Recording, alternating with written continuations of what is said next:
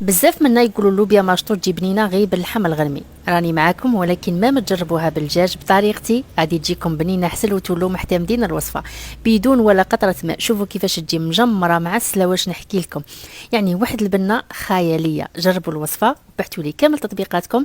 جمال فاطمه الزهراء الجزائريه. اول حاجه غادي نجيب البول تاعي ماريني فيه الدجاج.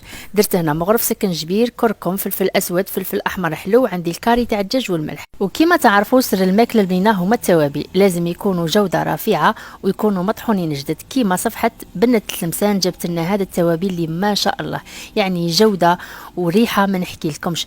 هذه الصفحه راهي دايره توصيل جميع الولايات. درت لنا باك تاع التوابل الاساسيه فيه 950 غرام، يديروا توصيل حتى الباب الدار.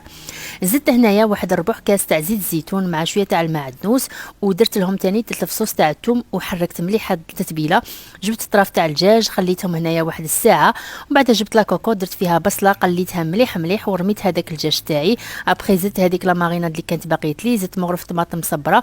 هنا اللوبيا بعد ما غسلتها وعقمتها بالخل رميتها. زدت حبه تاع الطماطم قلحت لها القشره وقطعتها مربعات، خليت الكل يتقلى.